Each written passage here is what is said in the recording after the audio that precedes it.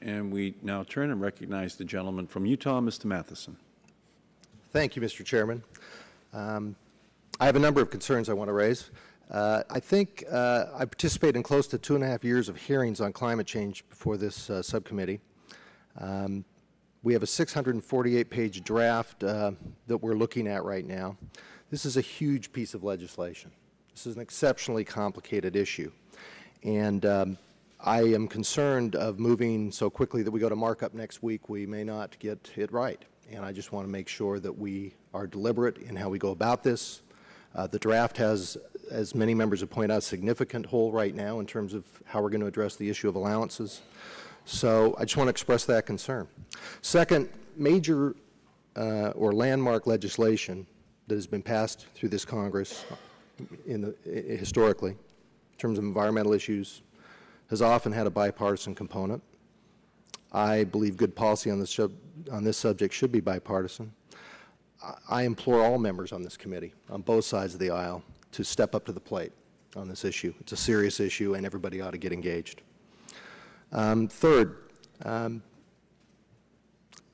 know, the idea, if your goal is to reduce carbon emissions, and you talk about cap and trade, one of the things that people like about cap and trade is it provides a certainty about how the emissions will be reduced year to year and allows the marketplace to decide the most efficient way to go about doing that. But then we have other sections in this bill where Congress starts to dictate how we're going to reach these emission reductions. Now, we ought to have a discussion in this committee about if and when that is appropriate. We've got a renewable electricity standard here. We've got renewable fuel standards. We've talked about an energy efficiency standard. Those all are good discussions to have. But in the context of a cap and trade, where people want to let the marketplace decide how to achieve emission reductions, how far should Congress go in stovepiping down into specific issues as well and mandating what happens? Next issue. I want to talk about targets that were established in this bill. It's my understanding this draft uses the high end of the targets, the most aggressive end of the targets that U.S. CAP developed for its year-by-year targets for emissions. When U.S. CAP testified for this committee, I asked, how did they arrive at these targets? What was the justification? What was the economic modeling? I haven't gotten an answer on that. That is one of the most significant aspects of any climate change bill, and this committee needs to have a discussion about that, and I hope we do that in these legislative hearings because we haven't done it yet. Number 5, I've expressed many times in hearings about this concern of what I call a potential regional income transfer. There are many ways that this can happen. It can happen through the way our allowance system is structured. It can happen through a renewable electricity standard. It can happen even through perhaps even the efficiency standard. But there are a lot of ways that that could happen. And I think from a substantive and, quite frankly, a political standpoint, that's a really important issue for this committee to understand better than it has so far. Allowances, it's been mentioned many times. We've got to figure out what we're doing with that. It's silent right now. We don't even have a bill that says how that's going to be addressed, and yet we're looking to mark up next week.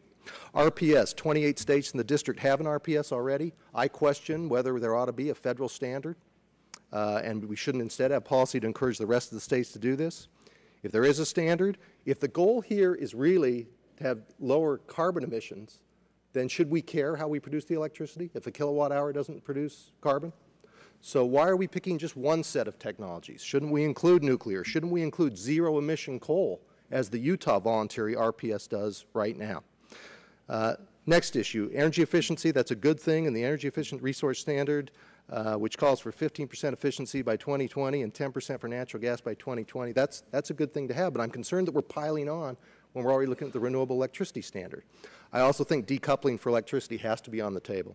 Next issue, transmission. There's nothing real for transmission in this draft.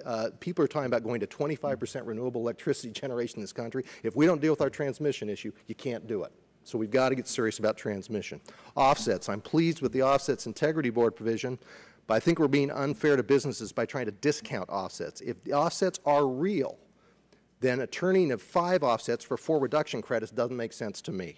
This should be a 1-to-1 ratio, and it should also include the Western Climate Initiative offsets. Next issue, international offsets. This should not link up with the CDM. Witnesses have testified for this committee that the international program has had major problems. Language should be tightened to preclude international offsets that are not of equivalent quality to U.S. offsets. Next issue, fuels, renewable fuel standard. You know, this committee wasn't involved in writing the RFS that went through Congress.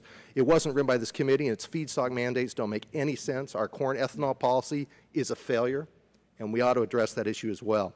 Two more issues, Mr. Chairman. I'll be real quick as my time's running out. CAFE.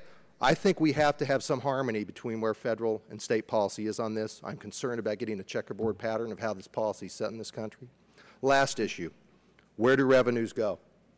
The President suggested revenues from auction of offsets should go to pay for the middle class tax cut. I think that's bad policy.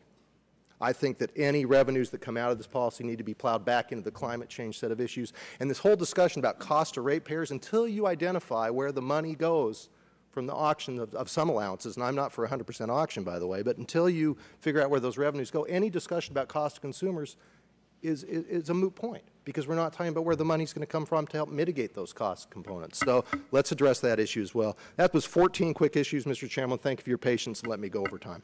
We thank the gentleman. You crammed in more in a 5-minute statement, and it's like an Olympic level issue identification.